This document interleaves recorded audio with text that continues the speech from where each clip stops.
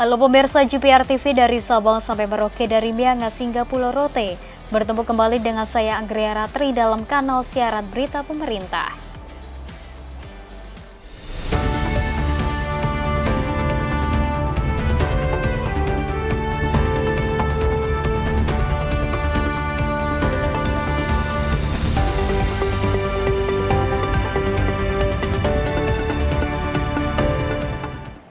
Kita ke informasi yang pertama pemirsa. Presiden Prabowo Subianto menerima kunjungan Sekretaris Jenderal Organization for Economic Cooperation and Development atau OECD, Mathias Cormann di Istana Kepresidenan Jakarta. Kedatangan Cormann bertemu Presiden Prabowo merupakan bagian proses aksesi keanggotaan Indonesia di OECD.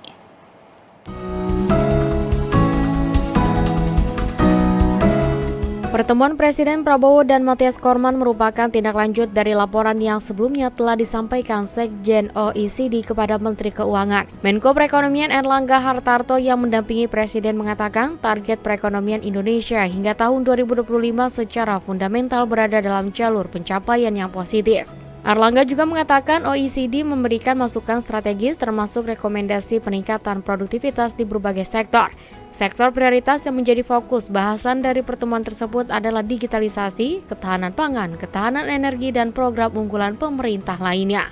Well, there's a very strong support for Indonesia's engagement in the accession process to the OECD from across the OECD membership, and indeed, last week both President Biden and the UK Prime Minister Starmer, both expressed strong support in bilateral meetings they had with President Prabowo. I mean, today President Prabowo to me reconfirmed Indonesia's strong commitment to engagement in this process of accession to the OECD, and we very much look forward to working with his team.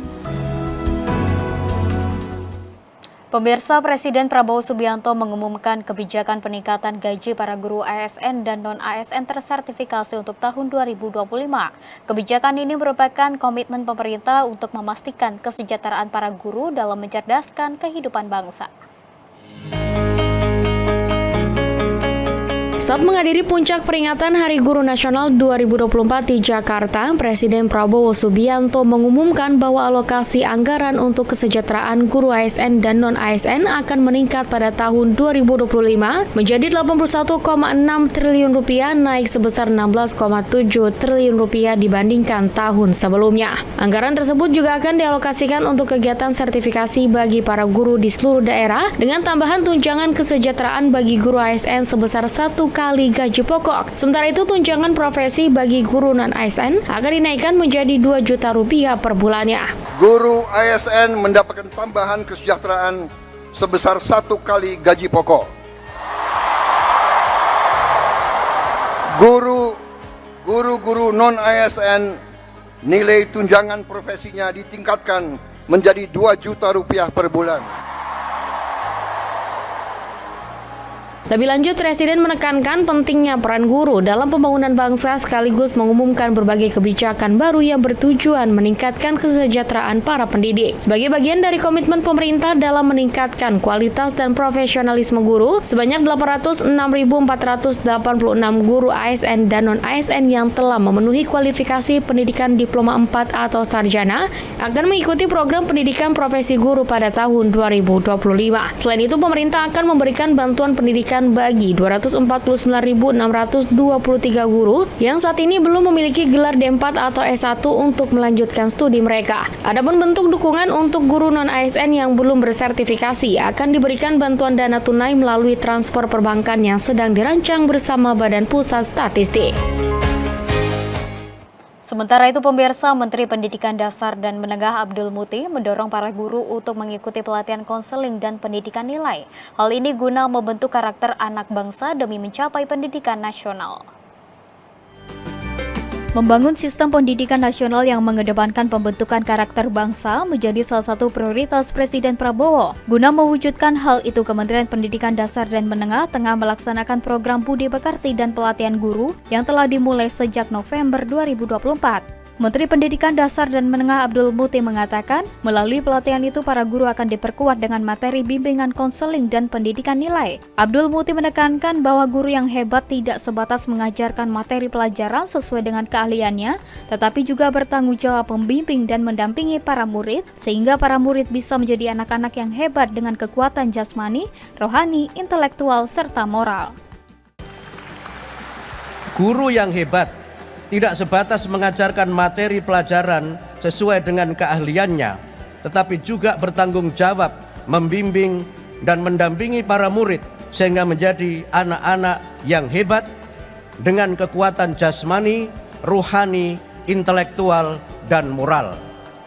Indonesia akan menjadi kuat dengan guru-guru yang hebat dan anak-anak yang kuat. Pemirsa, Kemendikbudristek akan mengeluarkan surat putusan menteri terkait penugasan guru ASN dan non-ASN. Surat menteri akan memungkinkan para guru ASN dan non-ASN akan mengajar di sekolah swasta mulai 2025. Langkah ini merupakan upaya pemerintah untuk meningkatkan kualitas pendidikan di Indonesia.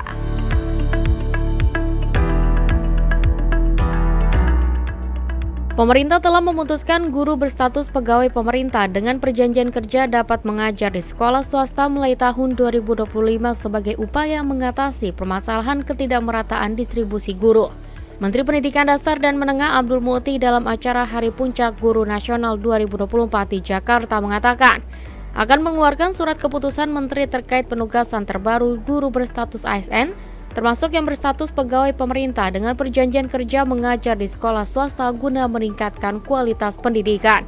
Ia menerangkan SK Menteri yang akan keluar dalam waktu dekat tersebut nantinya akan memberikan kesempatan kepada guru berstatus ASN untuk tidak hanya mengajar di sekolah negeri namun juga sekolah swasta. Pertama, kebijakan yang memungkinkan para guru bekerja tidak hanya di sekolah negeri tetapi juga di sekolah swasta. Sebagai informasi Bapak Presiden, kami sedang menunggu terbitnya surat keputusan menteri yang menyebutkan bahwa guru ASN tidak hanya bertugas di sekolah-sekolah negeri, tapi juga bisa bertugas di sekolah swasta.